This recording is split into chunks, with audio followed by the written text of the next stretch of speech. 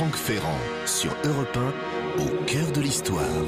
Et Franck Ferrand nous emmène au cœur de l'Égypte ancienne cet après-midi. Bonjour Franck. Bonjour Ombline, bonjour à tous. Nous allons en effet évoquer le règne incroyable d'un pharaon qui tout seul a cru pouvoir renverser des siècles, des millénaires de tradition. Pour nous parler d'Akhénaton, j'ai convié le plus moderne et le plus aimable de nos pharaons, Gilbert Sinoué en personne. Et tout à l'heure à la fin de l'émission, vous répondrez à la question de Marthe qui souhaiterait connaître les origines de la machine à écrire. Je veux bien répondre à Marthe, mais je ne suis même pas certain que nos plus jeunes auditeurs sachent encore ce qu'était une machine à écrire. Oh, ça ne nous rajeunit pas, que voulez-vous. Broutille que tout cela à l'échelle d'une histoire comme celle de l'Égypte.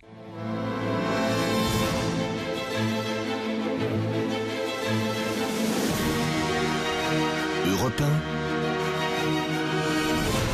1, au cœur de l'histoire. Franck Ferrand.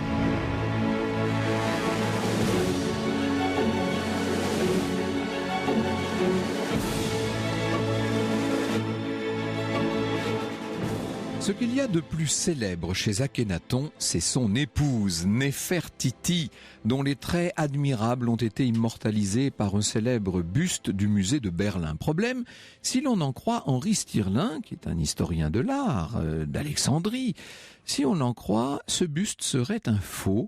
Il aurait été réalisé non pas au XIVe siècle avant notre ère, mais bien au XXe siècle après, en 1912, figurez-vous, sous la houlette d'un archéologue allemand, Borchardt. L'archéologue voulait faire, semble-t-il, un portrait de la reine, dont on possède une dizaine de portraits par ailleurs, sur divers bas-reliefs, ou hauts reliefs d'ailleurs. Il voulait la représenter portant la célèbre, le pschent, vous savez, la couronne des deux royaumes dont on savait qu'elle se parait. Il voulait par ailleurs, avec des pigments anciens découverts lors de fouilles, faire des essais de polychromie.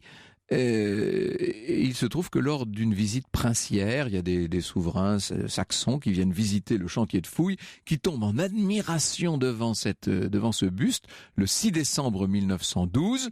Ils croient que le buste est authentique, tout le monde applaudit, admire, etc. Et l'archéologue n'aurait pas eu le courage de ridiculiser ses hôtes, selon l'historien. Monsieur Stirling nous dit que le buste n'a pas d'œil gauche et n'a jamais été préparé pour le recevoir. C'est une injure pour un Égyptien ancien, selon qui la statue est la personne elle-même. Les épaules, par ailleurs, sont coupées à la verticale, comme on le fait depuis le milieu du 19e siècle, alors que les Égyptiens coupaient les épaules à l'horizontale.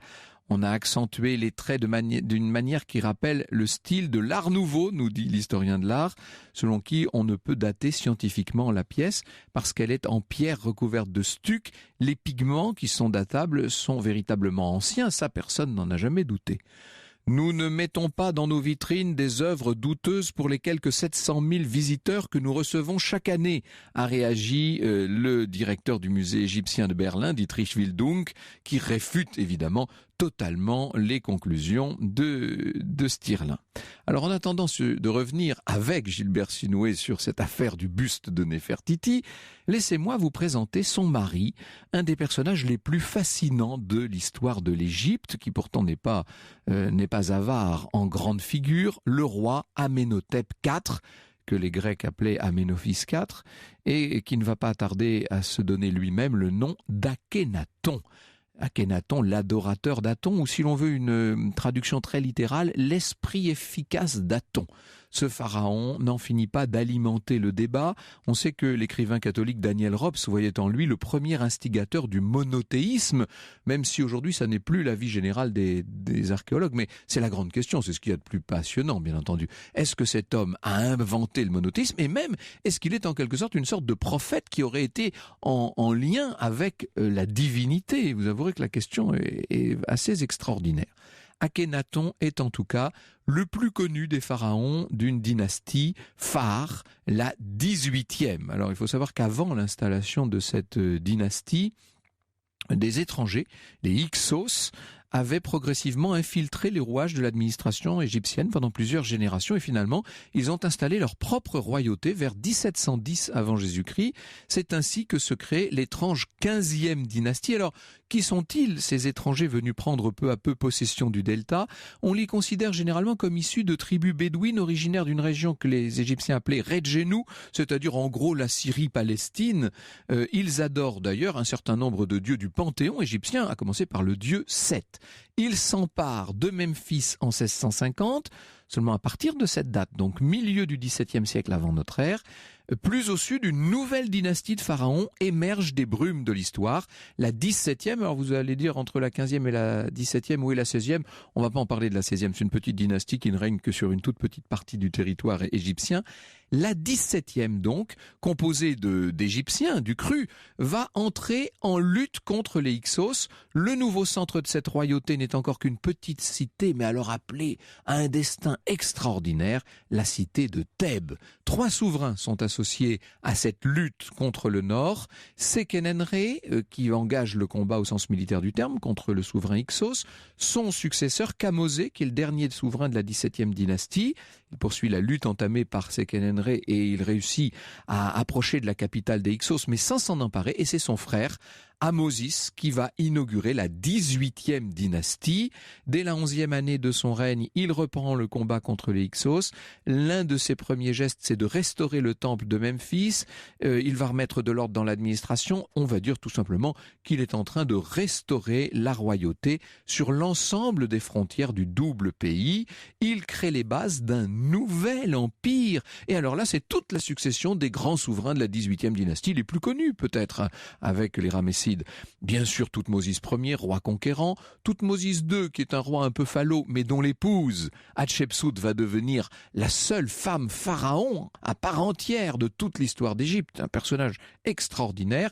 Elle va pendant très longtemps empêcher son neveu de devenir le pharaon, mais quand Thoutmès III, devrais-je dire, prend le pouvoir, c'est pour de bon. On le surnomme le pharaon de l'Égypte, le Napoléon de l'Égypte. C'est lui qui remporte la victoire de Kadesh en l'an 42 de son règne.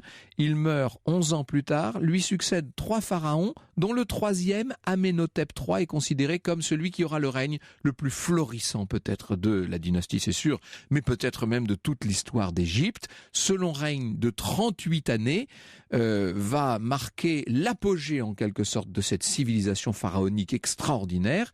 C'est avec sa femme, l'une de ses épouses, la reine Tiye, qu'Amenhotep III a donc un fils, Amenhotep IV. C'est lui qui nous intéresse. Vous voyez, j'ai fait tout ce long développement pour vous expliquer qui est celui qui bientôt se fera appeler Toutankhamon et qui va tout faire sauter en faisant lever un nouveau soleil.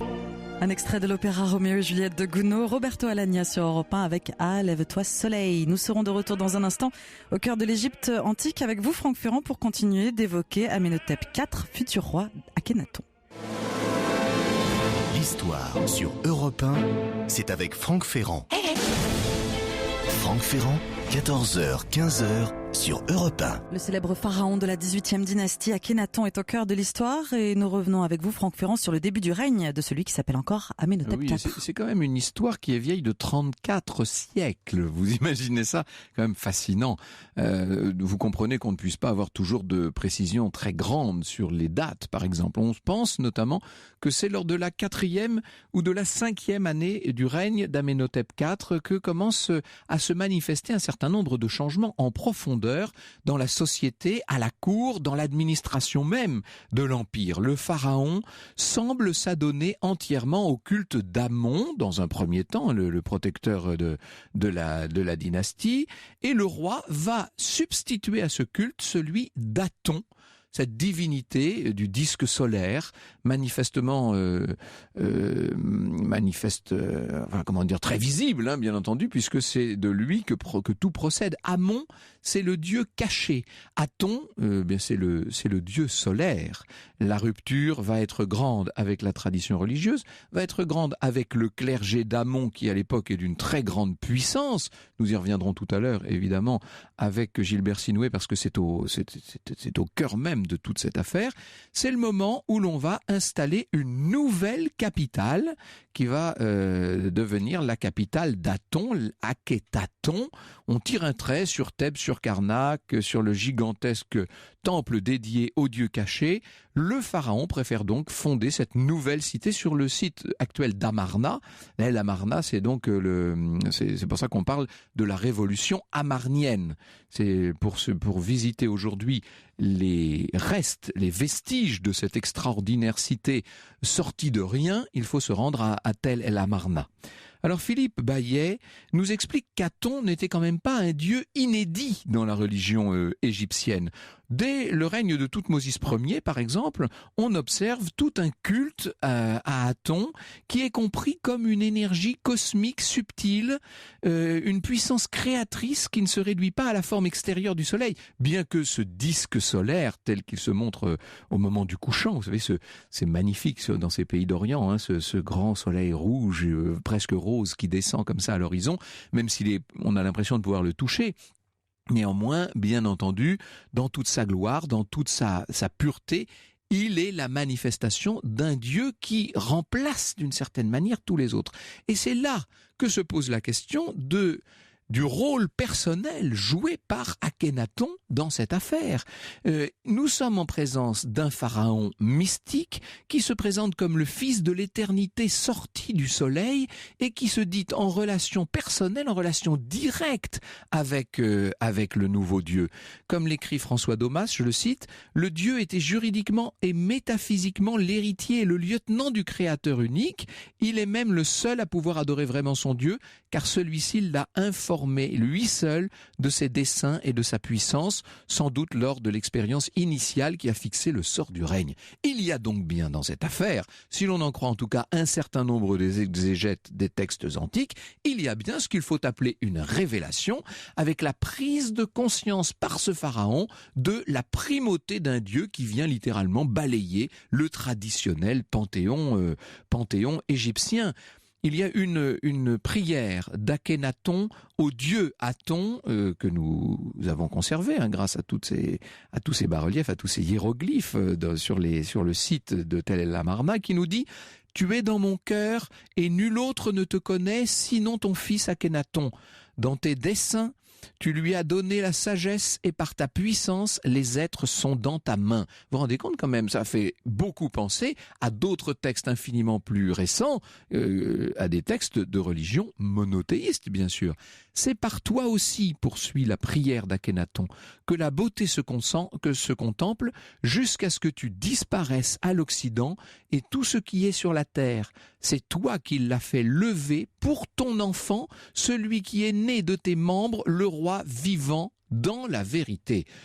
Vous comprenez pourquoi un certain nombre de penseurs, et notamment, c'est vrai, des exégètes chrétiens de la fin du 19e et du début du 20e siècle, ont voulu voir dans des textes comme celui-là une forme d'avènement, d'un monothéisme qui nous surprend, bien entendu. 34 siècles en arrière, vous imaginez ça? Alors, on imagine combien les décisions d'Akhénaton ont bouleversé la société égyptienne, sa religion. Aton est un dieu pour lequel on ne dresse pas de statue. Le symbole qui le représente est formé de longs rayons lumineux qui se terminent par des mains. Et surtout, vous l'aurez compris, le seul qui serve d'intermédiaire avec les bienfaits d'un tel dieu, le seul qui puisse être le réceptacle des prières, en quelque sorte, c'est Akhénaton lui-même, qui introduit donc une révolution très grande dans les esprits, mais aussi dans les formes habituelles de la pratique religieuse, puisque, ce faisant, il met de côté les clergés traditionnels attachés dans l'Égypte antique à tous les dieux du Panthéon, et notamment le plus puissant de ces clergés, celui qui était considéré comme la concentration des richesses, de la puissance, du pouvoir même de l'Égypte, le clergé d'Amon, qui n'a, vous pouvez l'imaginer, sûrement pas dit son dernier mot. Le pharaon Akhénaton est au cœur de l'histoire et à tout moment vous pouvez réagir à cette émission, poser vos questions via Twitter, celui de Franck Ferrand ou hashtag ACDH sur la page Facebook de l'émission ou par mail europe1.fr. Nous vous retrouvons dans un instant, Franck Ferrand, pour la suite de votre récit sur le règne d'Akhénaton. Europe 1, au cœur de l'histoire. Franck Ferrand, 14h, 15h sur Europe 1. Le pharaon hérétique selon le clergé d'Amon Akhénaton est au cœur de l'histoire et nous revenons avec vous, Franck Ferrand, sur cette révolution de la pratique religieuse instaurée par Akhénaton. Et oui, et il y a une autre révolution très importante et qui évidemment nous touche, nous peut-être davantage encore, c'est la révolution artistique qui accompagne tous ces grands changements. Parce que dans le domaine artistique, on rompt brutalement en quelques mois avec cette tradition de l'art hiératique immuable. Vous savez, vous connaissez à quoi ressemblent les Égyptiens sur les parois des temples, bien entendu. Et d'un seul coup, avec Akhénaton, on voit l'être humain représenté avec beaucoup plus de naturel, de réalisme. Et ce qu'il y a d'assez étonnant, c'est que Pharaon, son épouse, ses filles sont représentées dans des scènes quotidiennes. C'est la toute première fois. Alors évidemment, sur les parois des temples, etc., on avait déjà depuis 5 ou 6 dynasties, on avait l'habitude de représenter des scènes de la vie quotidienne, mais c'était des scènes pratiques, si je puis dire. D'un seul coup, on met de l'intensité, on met de l'émotion dans les scènes, ça paraît incroyable. Et puis alors, les corps et les visages sont littéralement déformés. Vous voyez à quoi ressemble Akhénaton, avec ses grosses lèvres, avec son menton affligé d'un prognatisme évident, avec ce crâne complètement dolichocéphale, qui a fait dire à un certain nombre de spécialistes, et notamment un certain nombre de scientifiques américains, qu'il était affecté de tel et tel et tel syndrome. On a voulu affubler le pauvre Akhénaton de toutes les maladies de la Terre pour essayer d'expliquer notamment les seins qu'il a, car il a des seins véritablement comme une femme, ou ses hanches qui sont des hanches féminines. Il me semble qu'on se trompe complètement de piste, entre nous soit dit, et que ça n'est sûrement pas dans la physiologie et dans l'état de santé d'Akhénaton qu'il faut aller chercher les origines de ces transformations morphologiques. Il faut aller les chercher dans une volonté artistique de peindre Pharaon sous les traits d'un homme-femme. Il y a bien une dimension androgyne dans la manière qu'il a d'exercer le pouvoir, et ça va se manifester de plus en plus à mesure qu'on avance dans le règne. Il y a du reste une séparation, une rupture nette avec Néfertiti. Alors là encore, les historiens se sont posé beaucoup de questions. D'où vient cette rupture? Est-ce que on ne sait pas, hein, mais certains disent que Néfertiti aurait pris conscience de tous les dangers que la révolution amarnienne faisait peser sur la société égyptienne, qu'elle se serait donc en quelque sorte d'elle-même retirée du projet. Elle serait partie. Ou bien au contraire, qu'Akhénaton aurait finalement décidé, lui, de pactiser avec un certain nombre des puissances d'Amon, les puissances classiques de l'Égypte, et que la reine Néfertiti, se crispant au contraire sur la révolution, se serait d'elle-même isolée de celui qui se faisait appeler le dieu créateur. Ce sont des possibilités. Akhénaton, en tout cas, donne l'ordre de détruire les statues d'Amon. Il fait détruire les stèles qui portent le nom du dieu rival, le signe hiéroglyphique qui sert à écrire le terme « les dieux » au pluriel. Ce hiéroglyphe est littéralement supprimé de l'alphabet égyptien. Vous comprenez pourquoi certains ont parlé à partir de là d'un monothéisme attonien. Par ailleurs, après la séparation avec Néfertiti, Akhénaton va pratiquer le rite de la co-régence avec un jeune homme qui s'appelle Semenkaré et qui va devenir une sorte de double du pharaon, au point même qu'on a pu penser qu'il y avait une relation homosexuelle, une relation de passion très forte entre le pharaon Akhénaton et ce Semenkaré, qui sera d'ailleurs inhumé dans la même tombe que le pharaon. Et alors il y a des formulations très étonnantes, puisque en quelque sorte sur certains textes, Akhénaton est présenté comme la femme de Semenkaré, alors qu'il est lui-même, vous l'aurez compris, non seulement un homme, mais il est le père d'une descendance. Tout ça est assez étonnant, bien entendu. Il n'y a rien de plus fascinant dans l'histoire de l'Égypte, vous l'imaginez. Ce roi féminin qui serait en quelque sorte le pendant de la reine masculine qui était Hatshepsut quelques générations plus tôt. C'est assez étonnant. Alors, de quoi est mort Akhénaton? Pourquoi a-t-il disparu si vite et si jeune, à l'âge de 30 ans? On sait que par ailleurs, la ville qu'il avait fait sortir de terre va être littéralement ravagée, rayée de la carte. Il faut vous dire que cette ville, elle avait été bâtie extrêmement vite, d'un seul jet, et en employant des matériaux infiniment moins solides que ceux auxquels on avait été accoutumé en Égypte, puisqu'il ne s'agit pas de ces gros blocs de pierre habituels, il s'agit essentiellement de parements de briques. Alors certes, le temple était tout à fait extraordinaire, avec une nef de 800 mètres de long. Vous imaginez, c'était quelque chose de grandiose. On avait des fresques éblouissantes qui ont été perdues, bien entendu, non seulement au moment de la destruction de la ville elle-même, mais ensuite dans l'abandon et dans la déréliction où l'on laissait les siècles. Que reste-t-il, somme toute, de cette révolution du pharaon-dieu Akhénaton? Il reste des textes, il reste une sorte de primauté monothéiste, pardon d'y revenir, mais j'ai bien l'intention de poser la question dans un instant à Gilbert Sinoué. Il reste certains poèmes assez extraordinaires et qui nous émeuvent encore. Le beau prince, l'élu du soleil, roi de haute et de basse Égypte, vivant dans l'harmonie universelle, seigneur du double pays, bel enfant du vivant Aton, dont le nom demeurera à jamais. Bonjour Gilbert Sinoué, j'espère que vous ne m'en voulez pas de vous avoir tout à l'heure appelé Pharaon. Non. C'était la marque c'est pour beaucoup moi d'honneur. d'un très grand respect, vous l'imaginez bien. J'ai beaucoup de questions à vous poser, ça tombe bien. L'histoire sur Europe 1, c'est avec Franck Ferrand. Franck Ferrand, 14h, 15h sur Europe 1.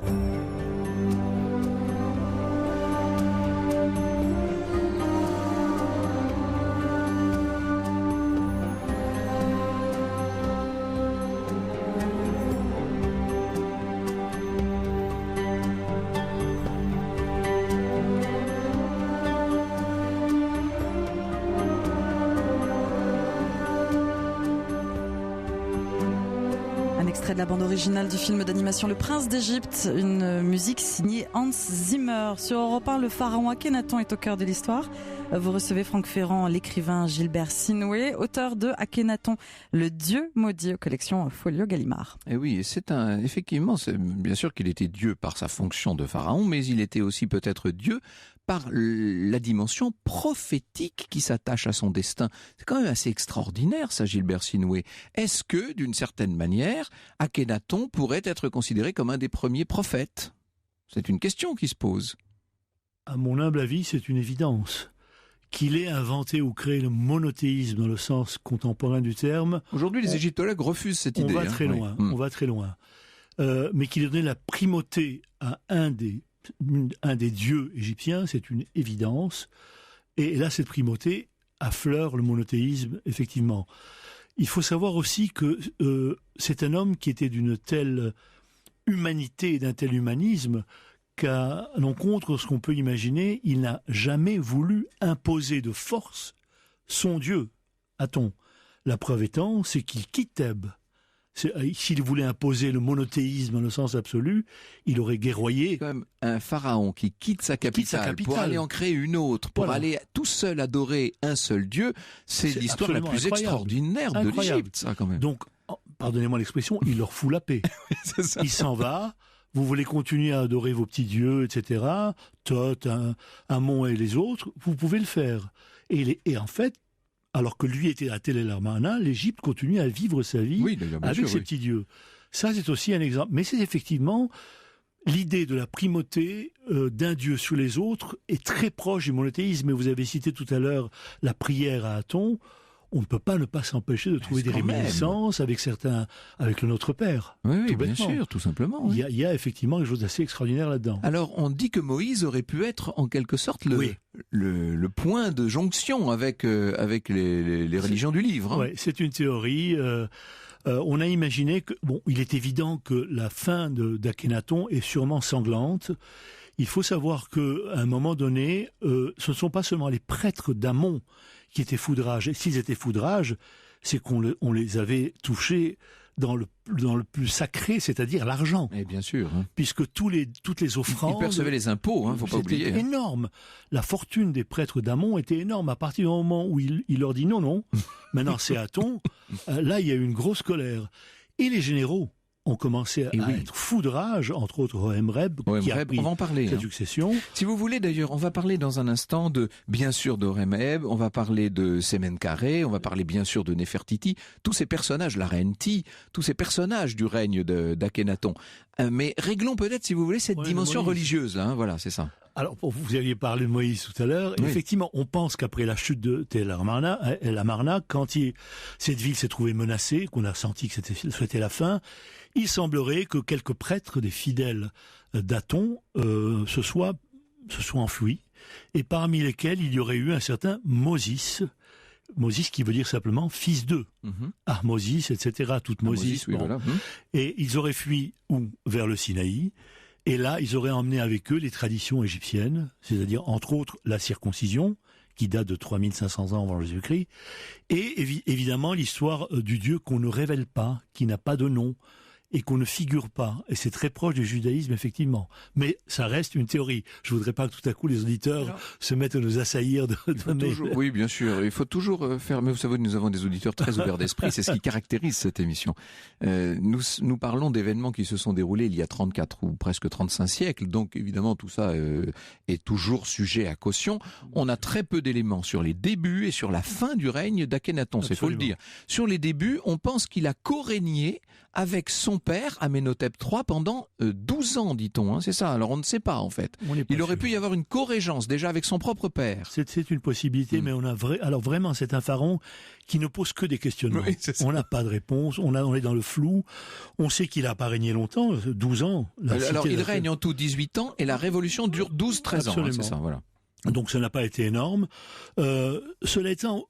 Permettez-moi cette parenthèse, vous avez évoqué tout à l'heure Néfertiti, le buste, en disant que, enfin, l'égyptologue en question disait que c'était un double ou un faux. Henri Stirlin, oui. Oui, parce que elle était borgne, la pauvre Néfertiti. Mais en fait, il y a quand même deux explications. La première, c'est que le sculpteur Djeoutimès n'a pas eu le temps de le finir parce que c'était la chute de la ville. C'est une théorie. Et la seconde, plus romantique, c'est qu'il était fou amoureux de Néfertiti et qu'elle ne répondait pas à ses avances, donc il a laissé borgne pour se venger. Donc il y a des explications. Vous croyez à l'authenticité du buste, hein? Moi, je crois profondément à l'authenticité du buste. Mais je tiens à dire, pour être honnête, que certains historiens de l'art, et pas des moindres, croient profondément à son caractère faux. Bon, bref, c'est ça, on va pas entrer dans ce débat. Alors, je disais que sur le début du règne, on ne sait pas grand-chose. Et alors là où est le plus grand mystère peut-être, c'est pour ce qui concerne la fin du règne. Comment meurt-il? À 30 ans quand même, ce jeune pharaon. De quoi meurt-il? D'une maladie? Est-ce qu'il est assassiné? Qu'est-ce qu'on peut en savoir? Vous avez évoqué tout à l'heure l'impossibilité d'une maladie. Non, j'ai pas dit l'impossibilité. J'ai dit que je n'y croyais pas personnellement. Hein. Ouais, je pense qu'il souffrait, je crois que son physique androgyne... on sait qu'il y a une origine authentique dans ce physique. Il y a un syndrome qu'on appelle le syndrome de Baraké, Simon et Baraké, qui est très proche de la maladie qu'il avait. Les autres maladies sont totalement éliminées, ça aurait fait de lui un impuissant. Or, il a eu 6 enfants. C'est très probable qu'il fût frappé d'un syndrome hormonal. Et sa représentation, et là on se rejoint complètement, il a voulu qu'on le représente effectivement tel qu'il était. Homme et femme. Homme et femme. Et il ne voulait pas qu'on le représente comme Ramsès II sur son char en train de vaincre les ennemis. Il était pour l'ouverture totale, la transparence, comme on dit de nos jours. Et la preuve étant, c'est que c'est le premier pharaon qui laisse ses temples sans toit. Là, il y a une ouverture vers le ciel. Là aussi, c'est un élément important. Et le fait de se laisser représenter avec sa femme, avec ses enfants dans des scènes de la vie quotidienne. C'est aussi un besoin de transparence. Et on avait évoqué l'œuf tout à l'heure, les crânes en forme d'œuf. Il était impossible qu'il fût hydrocéphale, il serait mort tout de suite. Il y a une autre théorie assez intéressante et qui rejoint un peu la Genèse biblique. C'est qu'au début du monde, au début de la création, comme dans la Bible, c'était de l'eau, un bouillonnement, rien d'autre. On appelait ça le Noun. Et de là... Une sorte de chaos originel. Chaos. Et de là, les dieux sont apparus, ont posé sur une colline un œuf, et cet œuf a éclos, et là est sorti le soleil. Donc on a vraiment le symbole du début du monde, l'œuf qui donc peut-être, là il a demandé aux artisans, de le représenter sa femme, Néfertiti et ses enfants, avec ce crâne en forme d'œuf qui symbolise le début du monde. Et c'est un symbolisme qui s'inscrit dans une forme très vivante. Je n'oublierai jamais l'impression que me faisait le grand buste pas Toutankhamon, on dirait un mot tout à l'heure aussi de Toutankhamon, hein, mais d'Akhénaton, pardon, lorsqu'on montait, je ne sais pas si c'est toujours le cas aujourd'hui pour tout vous dire, mais au musée du Louvre, dans la grande volée d'escalier qui mène au département d'Égypte, vous avez ce gigantesque buste avec Akhénaton qui vous regarde montant les marches. Il est d'une présence, il est d'une force à laquelle on peut difficilement comparer quoi que ce soit. C'est formidable. Alors, nous voyons un peu à quoi ressemble ce pharaon, son époque, la révolution qu'il a mise en œuvre. Venons peut-être, si vous le voulez bien, à ceux qui l'ont entouré, à commencer par la sublime Néfertiti. L'histoire sur Europe 1, c'est avec Franck Ferrand. Franck Ferrand, 14h, 15h sur Europe 1. Le pharaon Akhenaton est au cœur de l'histoire. Vous recevez Franck Ferrand, l'écrivain Gilbert Sinoué, auteur de Akhenaton, le dieu maudit chez Gallimard, auteur également du livre Les 5 quartiers de la Lune, paru en février dernier chez Flammarion. Et vous me disiez à l'instant, Gilbert Sinoué, qu'il faut insister sur l'emplacement même de cette ville, le site actuel de Tel El Amarna, donc de cette ville d'Akhenaton, la cité d'Aton, construite sur les indications, à la demande, sur les ordres, disons-le, du pharaon Akhenaton. Absolument. Le lieu n'est pas choisi par hasard. Il cherchait un lieu pour bâtir sa nouvelle capitale, en tout cas sa ville, et donc il avait entrepris de remonter le désert jusqu'en Haute-Égypte. Et là, il avait fait halte justement dans ce fameux lieu de Tel El Amarna. Et qu'est-ce qu'il a aperçu ? Il a aperçu, c'était l'aube, début, et il a aperçu le soleil qui se levait entre deux collines. Et quand on regarde la forme que cela prend, les deux collines et le soleil au milieu, c'est le symbole de la lettre Akhet. Akhet qui est en fait le soleil en quelque sorte. Et il s'est dit, c'est ici que je vais bâtir ma ville, Akhenaton. Et c'est comme ça qu'il a choisi le lieu. Et ce qui est extraordinaire, c'est que la ville en question, elle avait plus ou moins la forme d'un amphithéâtre, tourné vers l'est, vers l'orient, ce qui n'est pas fréquent pour une ville. La plupart des villes sont, enfin dans la mesure où le terrain s'y prête, sont plutôt tournées vers le couchant. Là, elle est tournée vers l'est pour pouvoir adorer. Il semblerait qu'on se levait très tôt à Akhenaton pour adorer le lever du soleil. Ça devait être assez étonnant. Et chose encore plus extraordinaire, il fixe des limites à sa ville. C'est qu'elle ne devra pas dépasser telle distance, telle superficie. C'est assez incroyable, parce qu'on a envie qu'une ville se développe à l'infini. Dans l'expansion à l'infini, oui. Eh bien, il y a cette sagesse ultime. Non, le bonhomme est quand même, si j'ose ainsi m'exprimer, le souverain est quand même tout à fait fascinant. Oui. Alors parlons des gens autour de lui. D'abord, de cette mère déterminante, peut-être un peu abusive, ce qui pourrait expliquer certaines choses, la reine Ti, qui l'a mise au monde. On disait que c'était une vipère, une femme absolument autoritaire et qui a, en quelque sorte, j'oserais pas le dire, mais qui a été un peu castratrice à l'écart de son fils. Ça l'a pas empêché d'avoir 6 enfants, mais c'est une femme très dure et très puissante et qui a certainement dû beaucoup jouer d'influence dans la vie d'Akhenaton. Akhenaton avait, comme tous les pharaons, des concubines, des favorites, on va dire, mais qui avaient quand même un statut officiel, plus officiel que nos favorites modernes. La plus célèbre de toutes, c'est Kiya. Kiya, absolument, dont on a retrouvé la tombe, justement dans la fameuse tombe KV55, qui a fait couler beaucoup d'encre. Elle était enterrée là. Vous dites la fameuse tombe parce que c'est là qu'on retrouve également le corps, censé être en tout cas le corps d'Akhenaton, alors qu'il avait été enterré initialement à Tel El Amarna. Bien sûr. Absolument. Et oui, mais il y a surtout Nefertiti, évidemment. Alors juste un mot de Kiya, elle est la mère, semble-t-il, de Toutankhamon. On n'est pas sûr non plus. On n'est pas sûr. On pense que la mère de Toutankhamon n'est autre qu'une des filles de Toutankhamon. Oui, parce qu'il a épousé plusieurs de ses filles, 2. Il a épousé 2 de ses filles, et ce serait l'une des 2 qui serait la mère de Toutankhamon, et pas un Nefertiti, et en ce cas pas Kiya. Un homme-femme qui épouse 2 de ses filles, vous avouerez qu'évidemment ça ne peut que nous faire froncer les sourcils à notre époque, tout ça est un peu étrange. Alors Nefertiti, qui est-elle par rapport à lui ? D'abord, on ne sait rien de ses origines à elle, c'est quand même étonnant. On ne sait rien, on la surnomme La Belle est venue. Oui. C'est son nom, hein. Ouais. Voici venir la belle, quoi. C'est ça, la belle est venue. On pense qu'elle était d'origine mitannienne, on ne sait pas vraiment qui est cette femme. À un moment donné, on a même pensé que elle avait toujours fait partie de son entourage. On ne sait rien d'elle, on n'a que des théories à son propos. Évidemment, si on en juge par les fresques, elle paraissait être très belle. Oui, d'une beauté assez étonnante. Oui. Quel rôle elle a joué ? Alors, effectivement, on dit que c'est elle qui aurait amené Akhenaton au monothéisme, ce que personnellement je ne crois pas. L'idée avait jamais en lui. Et puis, il a créé Tel El Amarna, et il ne l'a connu qu'après avoir créé Tel El Amarna. Donc, l'idée ne vient pas d'elle. Qu'elle se soit opposée à lui, en lui disant, écoute, C'est quand Ça même sent le roussi. intéressant de voir que cette 18e dynastie aura été, si l'on peut dire, la dynastie des femmes, avec la reine Ti dont nous parlions, avec bien entendu la reine Hatshepsut, dont il faudrait dire, si on voulait être tout à fait d'ailleurs précis, le roi Hatshepsut, puisqu'elle s'était fait sacré roi. C'est quand même étonnant, la primauté de toutes ces femmes sous la 18e dynastie, c'est assez particulier. Étonnant, mais n'oubliez pas que dans l'Égypte antique, la femme était traitée à l'égal de l'homme. Il n'y avait pas de sentiment ou d'attitude de soumission de l'homme vis-à-vis de la femme. La femme était traitée exactement comme l'homme. Alors, parlons aussi de celui qui va être le compagnon de toute la fin du règne d'Akhénaton, ce jeune Smenkhare. Qui était-il, lui? On ne sait pas non plus.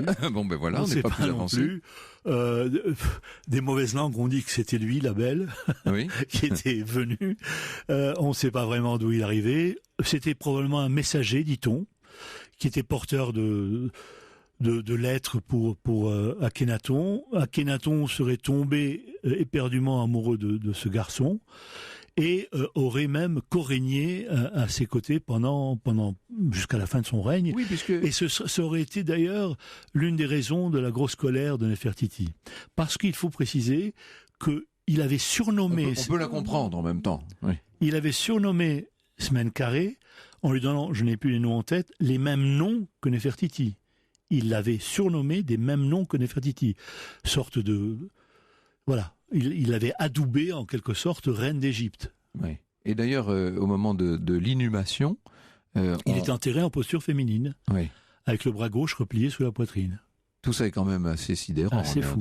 Alors, est-ce qu'on ne peut pas justement aussi se poser cette question-là? Est-ce qu'il n'y aurait pas eu un petit grain chez Akhénaton? Est-ce qu'il n'aurait pas été un peu dérangé de changer de religion, de changer de capitale, de changer d'organisation sociale, de prendre un amant à côté de son épouse et d'en faire une sorte de reine d'Égypte et de se considérer lui-même comme un homme-femme? Vous avouerez que ça fait beaucoup pour un seul homme, non? Oui, je ne vais pas prendre toute la liste, mais je pense qu'en tout cas, dérangé, je ne crois pas. Je pense, alors à ce moment-là, pardonnez-moi de faire des rapprochements, mais Jésus, Mahomet, Moïse sont des dérangés aussi. Donc pour vous, c'est au contraire une sorte de très grand visionnaire. C'est un visionnaire, et je me dis toujours, la grande question qu'on pourrait se poser, et s'il avait réussi à imposer le monothéisme? Je veux dire, si on se projette et qu'on imagine que le monothéisme a pu exister au XVe siècle avant Jésus-Christ, toute la suite est à reconstituer. Oui, c'est vrai que ça donne un peu le vertige. Là, ce serait une révolution. Oui, vraiment. Ça l'a été, mais c'est une révolution qui a avorté. Oui. On peut imaginer que cette révolution était un succès, effet Flores, ça aurait été très différent, bien entendu. Horem Heb a été le général, le grand homme militaire du règne. Il a joué un rôle dans la fin du règne, justement. Fondamental, parce que les ennemis de l'Égypte ont eu vent de la faiblesse, appelons ça faiblesse, en tout cas, j'appellerais ça de la non-violence d'Akhénaton, qui ne voulait verser le sang à aucun prix. Et c'est d'ailleurs l'une des raisons pour laquelle il a quitté Thèbes. Il ne voulait pas d'affrontement, il ne voulait pas de bain de sang, et les ennemis de l'Égypte en ont profité pour commencer à grignoter les frontières du pays. Et évidemment, les militaires ont vu ça d'un très mauvais œil et on lui demandait de réagir. On lui demandait de lever une armée. Et c'est peut-être là que Nefertiti a joué un rôle. Elle a dû lui dire, écoute, on ne va pas laisser l'Égypte partir à volo. Et il ne réagissait pas. Et il est probable qu'il y ait eu un coup d'État militaire secondé par les prêtres d'Amon qui n'attendaient que cela. Je crois que c'est comme ça que la fin a dû se produire. C'est intéressant de voir les précautions oratoires auxquelles vous êtes bien obligé de recourir, tant reste en suspens un certain nombre des grandes questions de ce règne. Ce qui est certain, c'est que après un court interrègne, c'est Toutankhamon qui va succéder. Jeune, il est tout jeune, il a quoi? Il a 9-10 ans. 9 ans, oui. Alors ce Toutankhamon, c'est tout l'inverse. Mais il commence par s'appeler Toutankhaton. Oui, évidemment. Puisque c'est le fils de Toutankhamon. Et là, sous l'influence, encore une fois, de ceux qui ont pris la relève, c'est-à-dire... Aton redevient Amon. Aton redevient Amon. Et on va faire l'inverse, c'est-à-dire qu'on va fracturer tout ce qui a trait à Aton. Et dans la tombe où on a retrouvé Akhénaton, effectivement, on voit les cartouches complètement défigurées, fracassées. Il ne faut plus que figure le dieu Aton nulle part. Et ça a été la fin de cette tentative de monothéisme. Et donc, Toutankhaton va s'appeler Toutankhamon. Alors ce Toutankhamon, il n'y aurait quasiment rien à en dire, soyons honnêtes, Rien. sinon que, évidemment, il va devenir le pharaon le plus célèbre de l'histoire d'Égypte, après Ramsès II peut-être, uniquement parce qu'on a découvert en 1922 sa tombe inviolée. Quand je dis on, c'est Howard Carter, bien entendu, avec Lord Carnarvon, qui vont donc mettre au jour cette extraordinaire tombe avec un mobilier funéraire complet. Pratiquement intact. Enfin, tout ça quasiment intact. C'est une découverte majeure qui va d'ailleurs donner un nouvel essor à une égyptologie qui déjà depuis 100 ans, 150 ans était très, très forte. Là, ça devient une véritable manie dans le monde entier grâce à Toutankhamon. Mais le pauvre, il aurait été, si je puis dire, bien étonné de cette gloire posthume parce qu'il n'y a pas grand-chose à dire de son règne, évidemment. Absolument rien. Si ce n'est qu'il a, à cause ou grâce à lui, il y a eu la fameuse malédiction des pharaons, puisque tous ceux qui ont découvert la fameuse tombe sont morts de manière entre guillemets mystérieuse. Ce qui est assez fascinant, c'est que finalement, le cours du temps dans cette Égypte immuable a été renoué et que tout est rentré, si je puis dire, dans l'ordre après cette parenthèse tellement fascinante et qui, aujourd'hui encore, n'en finit pas de nous étonner. Vous nous ramenez avec votre dernier ouvrage, je voudrais juste en dire un mot, si vous le voulez bien, Gilbert Sinoué, dans les 5 quartiers de la Lune, qui paraît chez Flammarion, vous nous ramenez dans une époque infiniment plus récente. On est quasiment dans l'actualité, en fait. Oui, là, c'est tout à fait autre chose. C'est un bond dans le temps, un très grand bond. C'est 100 ans d'histoire du Moyen-Orient sur 3 volumes. C'est un travail colossal, près de 1000 pages, qui raconte aussi... Une immense fresque, 7 familles qui s'imbriquent, si je puis dire. Voilà, sur un siècle d'histoire, pour essayer de comprendre ce Moyen-Orient si compliqué. Oui, vers l'Orient compliqué, très compliqué. Je volais avec des idées simples, disait le général de Gaulle. Les vôtres ne sont pas forcément simples, mais elles sont ensorcelantes. Vous avez le don de nous parler de l'Orient avec la substance même de cet Orient, mais avec des mots et avec des concepts qui sont ceux de l'Occident. C'est ce qui fait, je pense, votre immense talent, Gilbert Sinoué. Merci beaucoup d'être venu nous parler de cet Akhenaton, le dieu maudit, c'est ainsi que vous l'avez surnommé dans votre biographie qui est donc disponible en folio, numéro 4295. Voilà qui est précis, vous l'avouerez. Vous restez Europe 1, au cœur de l'histoire. Retour aux origines. Et c'est une question de Marthe qui vous demande, Franck Ferrand, via la page Facebook de l'émission, de revenir sur les origines de la machine à écrire. Alors le premier connu pour avoir déposé un brevet de machine à écrire, c'était en 1714 quand même, c'était un certain Henry Mill. Aujourd'hui encore, il est impossible de savoir si son invention a véritablement été réalisée. On ne sait même pas d'ailleurs à quoi ça ressemblait exactement. Bref, on va passer. En 1780, c'est un Français, donc quelques années seulement avant la Révolution, un Français qui s'appelle Pingeron, qui élabore une machine à destination des aveugles. C'était ça au départ son principe. Il met au point un système de touches relié à une barre de frappe. L'invention, elle sera brevetée nettement plus tard, en 1833. Mais la première machine à écrire qui ait été réellement commercialisée, c'est la Hansen Writing Ball. Hansen, du nom de son inventeur, le révérend danois Rasmus Malling Hansen, il la met au point en 1865, c'est nettement plus proche de nous évidemment. Il la commercialise en 1870. Alors il se trouve que ce monsieur est le directeur de l'Institut royal pour les sourds-muets de Copenhague, et là encore, son intention au départ était de faciliter la communication entre ses patients et leur entourage. Tous ceux qui ne connaissaient pas le langage des signes, notamment, étaient bien contents que le patient puisse leur écrire comme ça. Bon. La machine est assez étonnante, elle ne ressemble d'ailleurs pas du tout au modèle que nous avons pu connaître. Il s'agit d'une sorte de dôme surmonté de touches correspondant chacune à une lettre ou à un chiffre. La feuille de papier était située sous le dôme, ce qui rendait la frappe, vous l'imaginez, passablement compliquée. Et alors, en cas de faute de frappe, je vous laisse imaginer les difficultés. Bon, finalement, celui qu'on retiendra comme étant le véritable père de la machine à écrire moderne, parce que c'était ça la question finalement que nous posait Marthe, c'est un Américain. Il s'appelle Christopher Ladam Scholes. Il dépose son brevet en 1870, donc comme le danois là. Son brevet sera racheté en 73 par un fabricant d'armes qui s'appelle Remington. Et oui, c'est le début de la célèbre machine Remington. Alors celle-là, on la connaît, bien entendu.